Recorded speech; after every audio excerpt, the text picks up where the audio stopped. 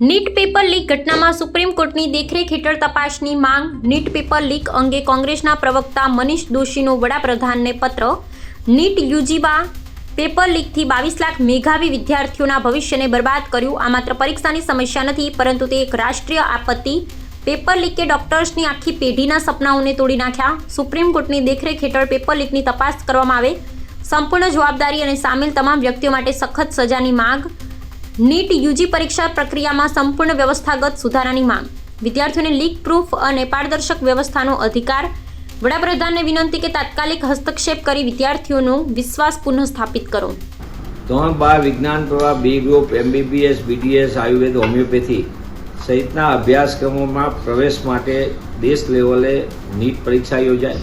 આ પરીક્ષામાં 22 લાખ કરતાં વધુ વિદ્યાર્થીઓનું રજીસ્ટ્રેશન. ગુજરાતમાં 85,000 કરતાં વધુ વિદ્યાર્થીઓની પરીક્ષા અને આ પરીક્ષાનું પેપર લીક થાય એટલે કે આ 2026માં પ્રથમ ઘટના નથી. અગાઉ પણ પરીક્ષામાં 4 વખત અલગ અલગ જગ્યાએ પેપર લીક થઈ ચૂક્યા.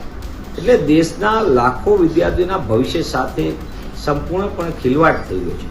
દેશની વિદ્યાર્થીઓ ભવિષ્યના તબીબ છે, ત્યારે આ રીતે ગેરરીતિ ગોલમાલના મોડેલ ઉપર રોક લાગવી જોઈએ.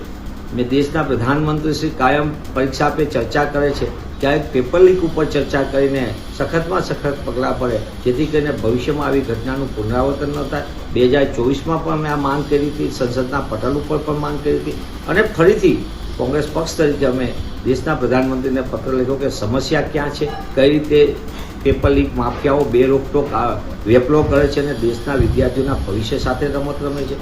તેવા સંજોગોમાં પરીક્ષાની પદ્ધતિ ચુસ્ત થવી જોઈએ. સમગ્ર ઘટનાની તલસ્પર્શી તપાસ થવી જોઈએ સુપ્રીમ કોર્ટની નિગરાની નીચે. કારણ કે 2024માં પણ જે ચોરી કરાવનાર અથવા તો પેપર લીક માફિયાઓને શરણ આપનારા લોકો જ એ આની તપાસ સમિતિમાં હતા, એવો મારો સ્પષ્ટ આરોપ છે. તેવા સંજોગોની અંદર CBI તપાસના નામે લીપાથોપી કરવાની જરૂર નથી, પણ ભવિષ્યમાં આવી ઘટના ન બને અને દેશના બાળકોના ભવિષ્ય સાથે છેડા ન થાય તે દિશામાં સખત પગલાં ભરવા કોંગ્રેસ પક્ષ તરીકે અમે પ્રધાનમંત્રીશ્રીને વિનંતી કરતો પત્ર લખ્યો છે.